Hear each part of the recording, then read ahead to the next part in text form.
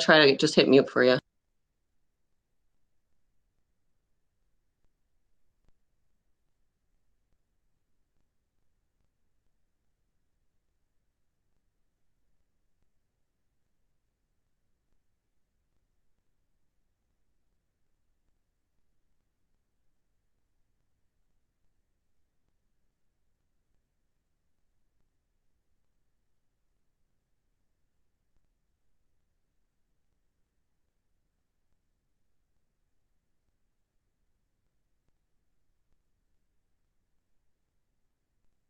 I'm back. All right. So I've beat it up to a nice crumb. I'm not going for straight flour. I'm going for, I don't know, what would you call this? Like brown sugar bigger. Hopefully you can see good. Still dry. So back on, click it to 6 o'clock. I got my sugar. Now I said I got extra butter in here and I'm doing that on purpose. And here's why. Because I'm going to try to get my crust to crawl up the sides of the springform pan here. And I find if I have a little more butter, I have a little more like mix in my cement to make it hold to the side of the pan for me. So that's why I just have a little extra butter in there. All right, so back to my lid. I got all my ingredients in. Now I'm going here now. It's going to like beach sand, okay? So now I look like I got a nice bucket of beach sand. And I'm done with my RoboFood, my food processor. I'll set that out of the way. And then I have my springform pan all set up. I'm ready to go, right? I'm ready. I'm gonna go ahead, I'm gonna even let my blade just fall out.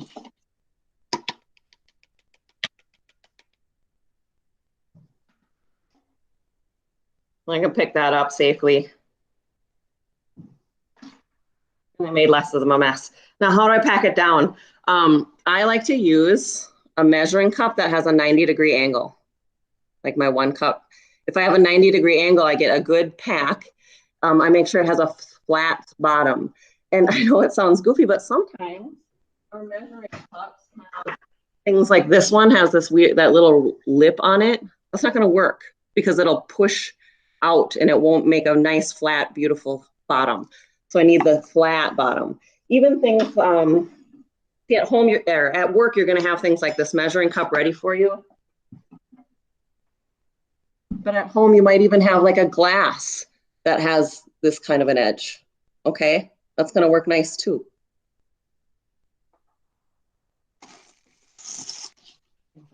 All right, so it's time to pack it down. So all I'm going to do is distribute it.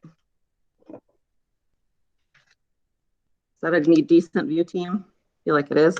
Distributing it around. And now it's time to pack this beach sand down, okay? And you'll notice I'm kind of making like a ridge around the outside so that I have product to work with when it's time to pack it up the side. So I can make that cool cheesecake that has the graham cracker crust that creeps up the side. Does that make sense? Now, how hard am I packing? Not really hard. I mean, probably just about as hard as it takes for me to drop this cup. If I push really hard, everything just smushes off to the side. Backfires on me. So I'm just packing. I'm not getting crazy. You can see how smooth things are starting to look here. Now I'm just going to apply a little more force because I got a decently smooth bottom so that I can form a good crust. I'm applying just a little more force to that bottom of mine. Enough to where it's kind of making my hand uncomfortable right there. Okay. And now it's time to creep it up the sides, okay? So now I'm just going to approach each side. And I'm just gently, just like when I started on the bottom, we're just doing that gentle pack, all right? Take it easy. Otherwise, it's just going to smush off. So I'm just doing that gentle pack at first. And just like on the bottom, on the sides here, we'll just get slowly more aggressive as we keep touching it. So I met my 360-degree mark, and then I just automatically started going the other direction. That's why you saw me rotate. All right. So I'm just pushing just barely a little harder as I creep it up the side. Starting to break a sweat. Just kidding. All right. I'm going to firm up the bottom now around this edge, but I'm not going to push super hard on this creeped up part of mine. And I'm going to put it in the oven. That was our step one. Done. Ooh, look I got all crazy. And I let my cup like slant to the side and I dug it out, but that's okay. I can fix it. There's always surgery. I just gently pack again. No biggie. I got all nuts. All right. All right, I'll apply a little more force, fix my oopsie. Glad y'all wanted. Now you know what to do if you accidentally do that. Surgery. All right. Baking 10 minutes, I want to say. Does that sound right? 9 minutes. 8 minutes. Okay, 8 minutes. Throwing it in. Your nose will be a really good cue here. I like to talk about those cues that we get when we're cooking, and our nose and our eyes do a lot of the work. They tell us exactly what temperature things are before we even stab it with a thermometer a lot of the time. I wonder which student was I was talking about. You can also know if you don't have a thermometer at home when juices run clear. Our eyes tell us things. All right, it's time to move on to making filling. The mixer's here. I know you were worried about it.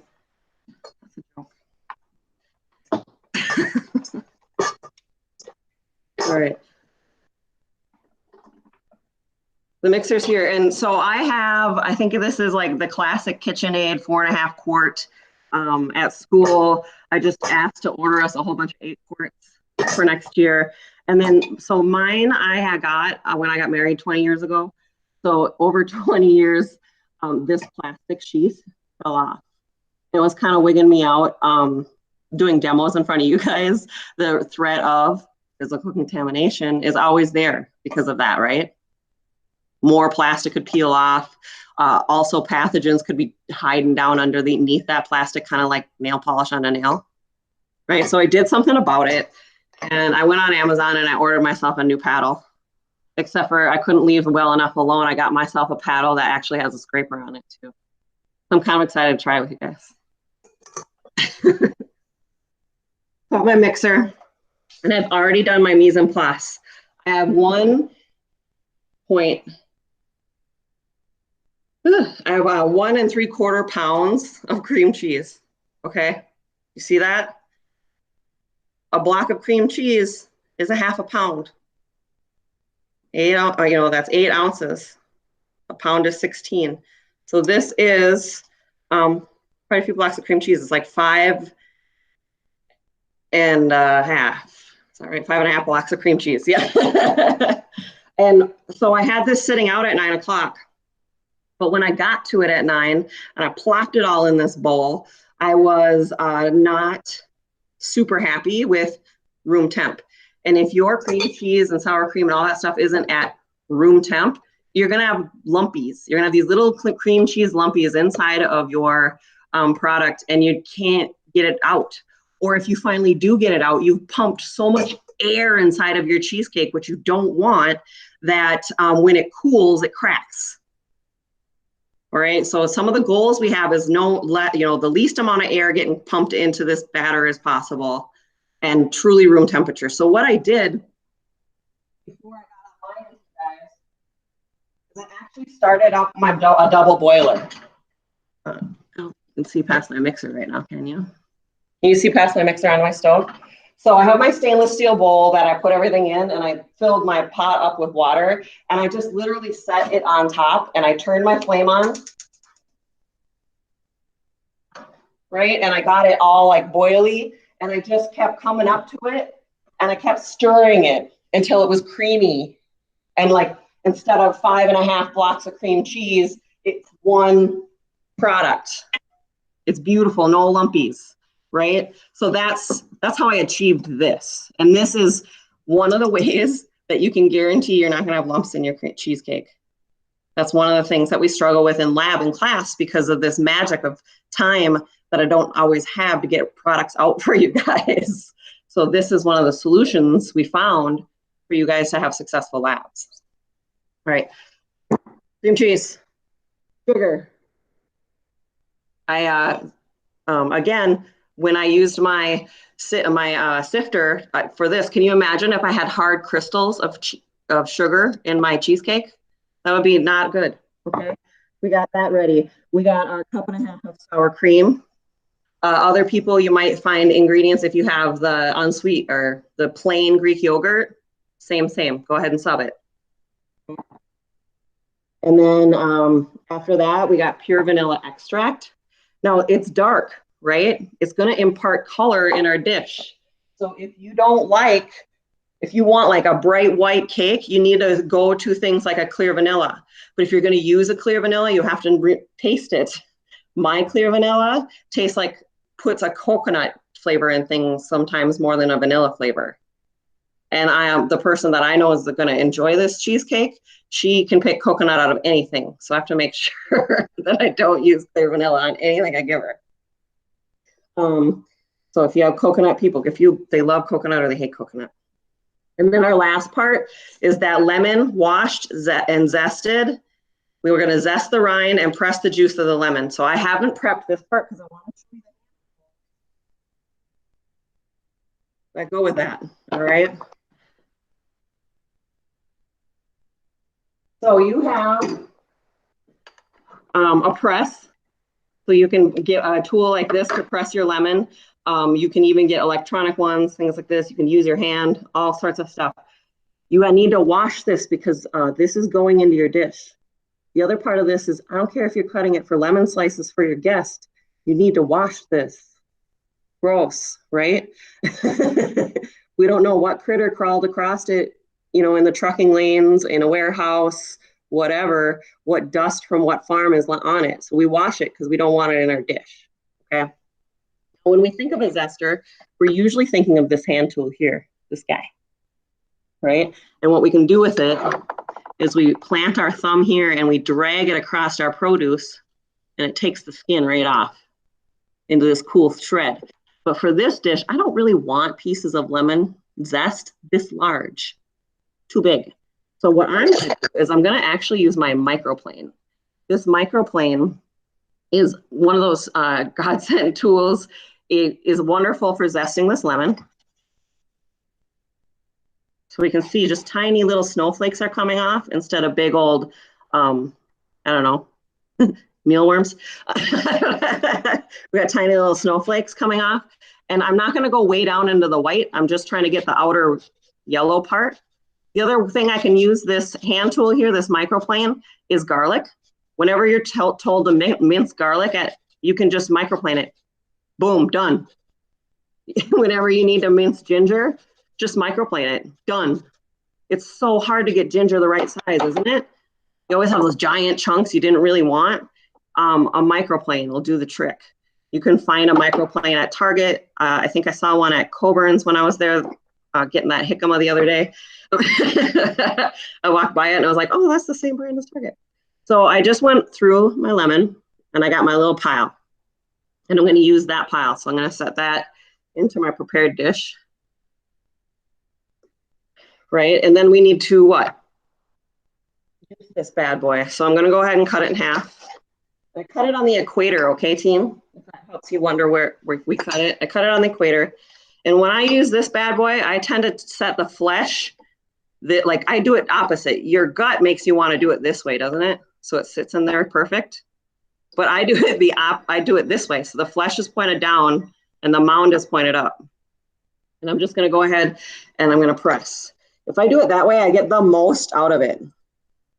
Okay? You try to get more juice out of that. Also, my little presser held back all the little seeds for me. Yay. And with this recipe, I don't mind the pulp. Okay, so that's done.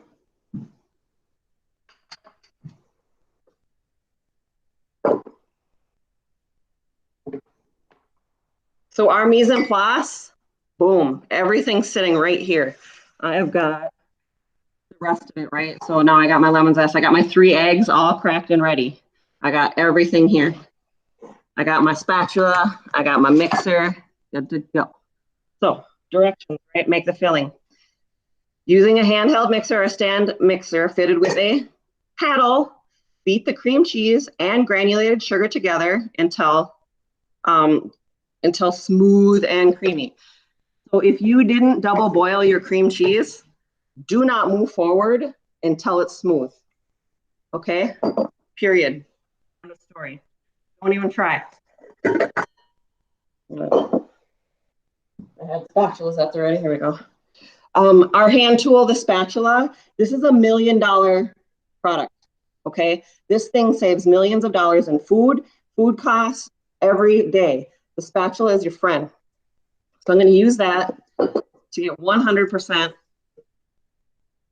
of this cream cheese out of my bowl that I double boiled and made all smooth and happy, so that I don't have drama standing over the mixer going, oh, I see these little pea-sized, rice-sized lumps in there. What do we do? I still got some product in there. That's perfectly good product. And if you think of it in a food cost way, if you left half an ounce in every bowl, you know, 5 of these a day for your restaurant, that's 5 ounces. How many ounces does it take till you've thrown away a whole cheesecake's worth of product, right? Silliness. We're on it.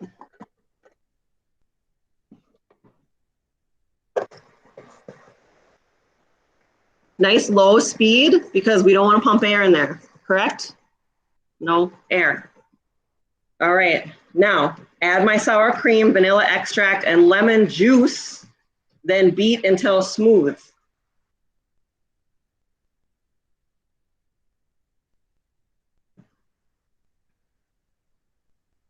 Just thinking, I don't see the zest in here.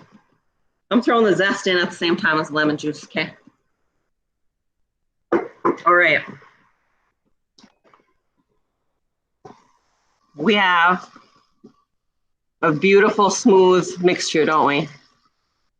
That's the stuff. And I've only been mixing it for a little bit, so I didn't crank all sorts of air in there. My double boiler was the key. So I get to add my sour cream, vanilla extract, lemon juice. I'm gonna shut off my mixer. I'm gonna open it up. I'm gonna use my $1 million scraper. Now team, I'm using a non-high temp scraper right now because I'm baking. But if I was cooking and I needed to use a scraper spatula for some situation in my saute pan or whatever, like I'm browning onions or mushrooms, right? Caramelizing them. This doesn't belong in that pan. I have to make sure I use a high temp spatula so I don't melt things. Your high temp spatulas in your restaurants will actually have a brown handle or a burgundy handle.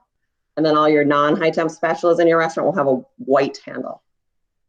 Okay, for me, I just buy all my staff just high temp spatulas so that I don't have to yell at them when they melt my other ones. It cost me like $4 more. Just worth it. Sour cream, vanilla, lemon juice. Like I said, I'm going to add my zest now. I'll fix that on the recipe team. Maybe you want to handwrite it. All right, beat until what? Smooth. Now, what if my cream cheese was really cold, my sour cream right now was really cold? What would happen is it would hit that room temperature / warmish cream cheese and like chill it and make a little cold nugget in there. So that's the key. All it needs to be room temp. Okay. So we're mixing. I see smoothness. I don't see lumpies. I hope you can. Yeah, I don't see lumpies. Are you looking at my coat? Yes, you are. All right. I don't see any lumpies, and I'm gonna just shut it off. Now, I'm gonna scrape down my bowl and make sure I don't have any just sour cream or cream cheese stuff on the bottom. And now I get to move forward, right? At a medium speed, add eggs one at a time. Beat after each until just blended. After each egg is incorporated, stop mixing to prevent the cheesecake from deflating as it cracks and cools, right? So I'm just trying to work up stuff from the bottom and make sure I don't have any, you know what I'm talking about when you like make cakes, there's that thick stuff on the bottom because you're being lazy and then scrape down your bowl, right? So I've learned, just get my elbow in there and dig it out. Egg one at a time told me, right?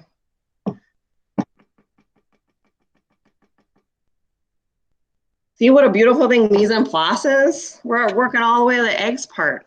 We're about to put this in the oven.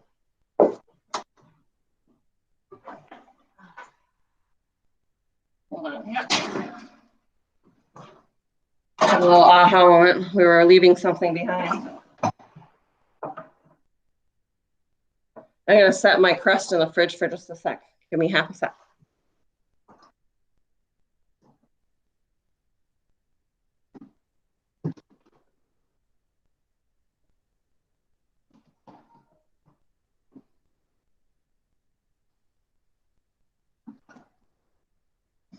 Gotta watch me sometimes. I talk so much. Okay, back to work.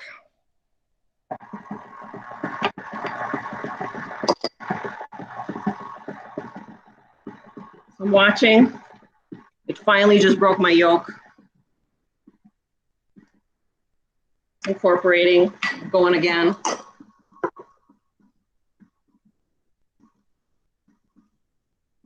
Now the consistency is really changing. It's getting glossy.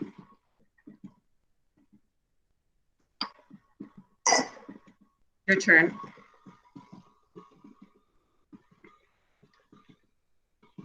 There we go. So, what do we think, right? I'm stopping. I don't see anything else changing as I'm mixing. So we're gonna stop.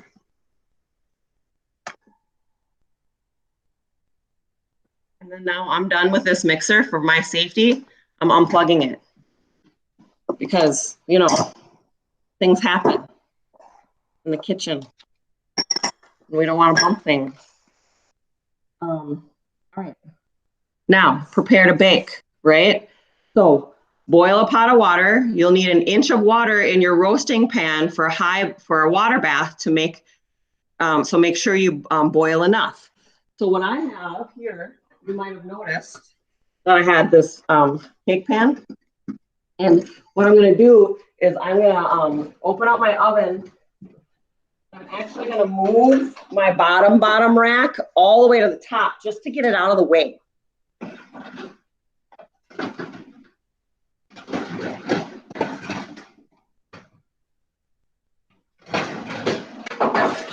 going to put my cake pan, I hope you can see, right on the bottom. And I have my hot pads. And then I have my double boiler going. So, oh, look, I already have water ready. Like I planned it. So now I can take that boiling water and I can put it right in my cake pan. And I like to work down here so that I'm not moving shifty, scary things of water around my kitchen much, right? I'd rather carry a pot with a handle. Oh, misquote, a pan with one handle, not a pot. Pot has two handles, right? So now that's on the bottom. Why am I doing that, right? So we are making steam inside our oven, and it's gonna steam up the inside of the oven the whole time that this cheesecake cooks and help keep browning from happening, keep our cheesecake from drying out. So this is a technique. The other task we have now is to, I'm working fast. I gotta grab something. I have that going, and now I gotta grab my second cake pan.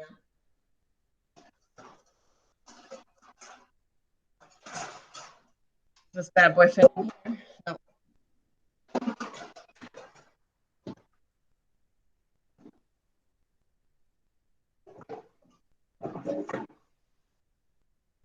Half a second. I'm gonna grab my second cake pan because this is gonna rest inside of a water bath too. Why? Because we don't want to burn. We don't want like you know, the edges of brownies. It's not the goal with cheesecake. this water bath will hold back that heat and let everything cook evenly, and there'll be no edge to our product, if that makes sense, like brownies.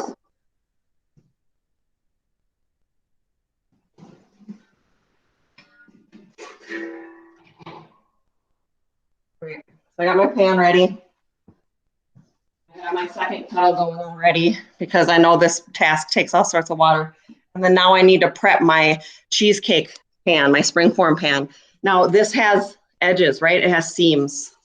And if we've learned anything in our science classes about things like stalactites, stalagmites, and I don't even, geodes, is that water will find a way, right?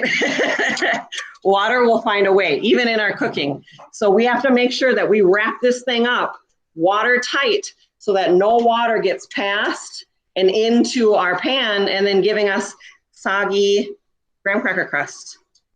Brody, right?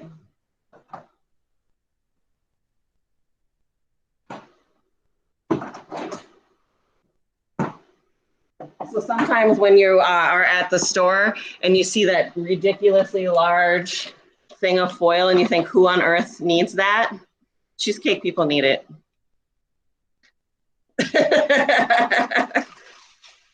Because this way it won't have a seam. But just one isn't going to cut it. I'm literally going to use 2 pieces. And for me, I mean, I try really hard to be like thoughtful when I cook. Like I don't try to use a lot of plastic wrap. I don't try to use a lot of foils. I try to like lid things with pans instead of using those kind of resources in order to reduce pollution and waste. But unfortunately, I haven't really found an answer when I make cheesecake other than to use foil a little bit wastefully. If that makes sense.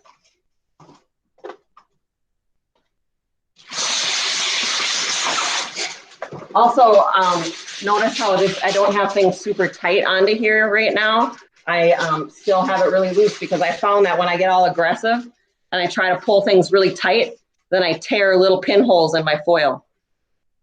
And then water found a way. All right, double trouble.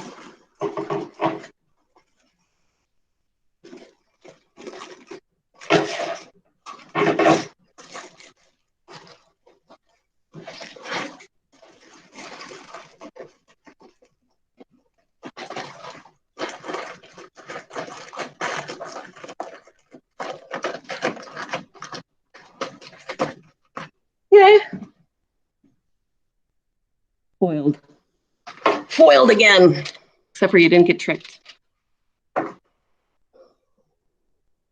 Hey, my dad just is here making noises. Sorry if you hear him. He doesn't know I'm doing a live class right now. Hi, kids. Even teachers have parents.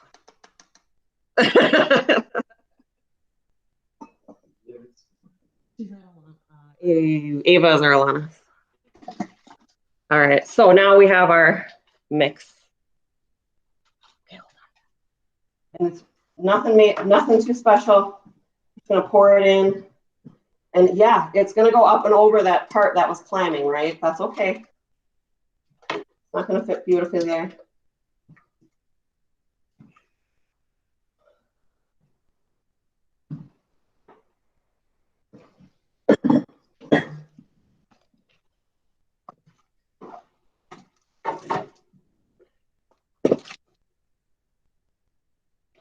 All right, now if I threw this in the oven like this right now, it would stay like this. It would have a weird pattern on top. All right, you've seen that probably, Ernesto, right? So we're just gonna make it a little prettier. Now, if I did my job right, this thing isn't gonna like rise a whole bunch because you noticed I didn't have a whole lot of mixing time, did I? There's no leavener like a baking soda or a baking powder that's going to explode like a science experiment, like and make it grow. The only real leavener in here is an egg, right? But in this situation, the egg is really acting a lot more like a binder, isn't it? That's kind of more of its job in this recipe is a function of ingredient. Okay, so cheesecake. I aspired to make 2 and be pulling one right out of the oven right now, but that backfired when I had to drive to the school and get things. So, I try. So I had that kettle. I don't know if you guys have seen any of these electric kettles at Costco, but I use mine like 3 times a day in like cooking and making coffee and French presses. And like, I don't even have a coffee maker because I just make a French press. This is like a great multi-tool if you're, making that list of things I want. Things I need a microplane. I need a good chef knife. I need a springform pan, a scale. Scales are good things to have, right? They'll save a ton of time. All right, so now let's show you what's happening. So I have my roasting pan because it fits this springform pan.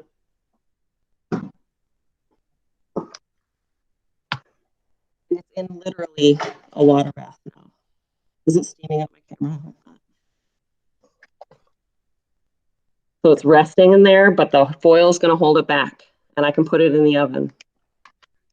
Class is almost over, team. So I'm not going to leave my oven open for a long time. I intentionally made steam, didn't I? Ooh, prepare to bake. Make sure I'm doing everything right. Temperature-wise, right? Carefully hot water, turn the oven off. All right, so bake my cheesecake for how long, right? 55 to 70 minutes. I found that this is usually like a solid 60 in my personal oven. So I'm gonna just get it right in, putting it in. I got all that steam happening.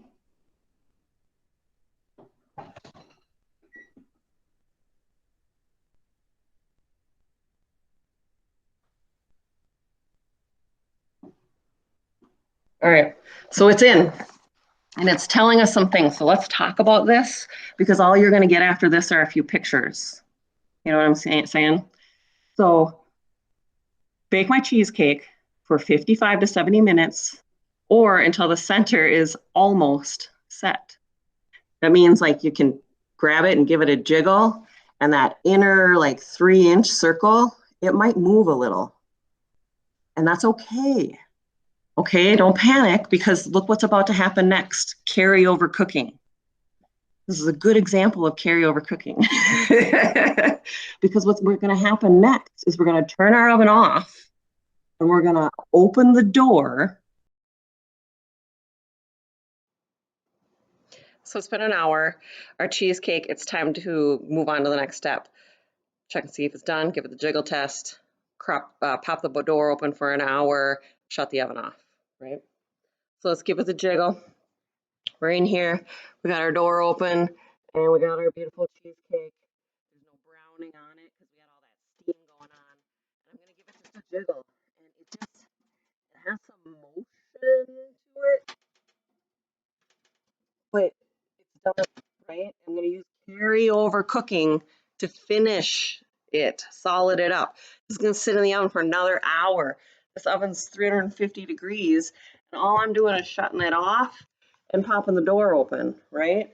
So shut this door, let's hit cancel on our oven, and let's prop this door open. So this for me is too much. Too much heat is going to come out of this oven too fast. So I'm going to lose too much heat, and I'm going to risk not getting the carryover cooking that I need. And I'm going to maybe crack my cheesecake because I let it cool too fast. So I put this little cup in the door here, and it's resting on like the ledge that's going to hold this open. So now my cheesecake's hiding out in there just for another hour. Just going to chill out in there for another hour. I'm going to pull it out. I'm going to take it out of its water bath, and then I'll set it on the counter. I'm going to set it on the counter for like 3-4 more hours until it's cool. If I just rush this process, that's when I'm going to split my cheesecake. And that's when you get like that gross split like we see in pumpkin pie on Thanksgiving, right? That big old split in the pumpkin pie, it's because it cooled too fast. So we're going to avoid that. So in an hour, we'll do a little check-in.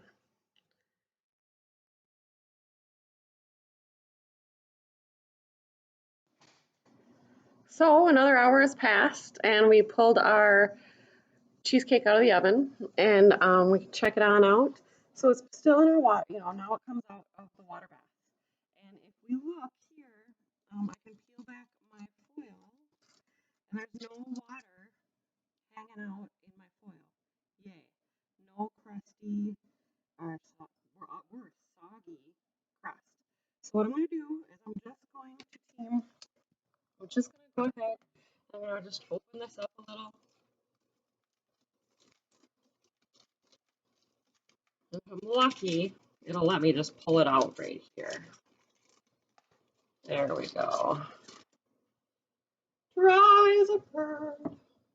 All right. So yep, it was all nice and dry in there. No problems, no drama. But look, that layer in between had a little water. Did you see that? We win. All right. So we have our cheesecake. And this bad boy is going to hang out now on the counter. And on our next video, we'll get together and we'll make a little bit of maybe coulis. Coulis always fun. It's a good fun word to say. A little fruit sauce for our cheesecake, okay?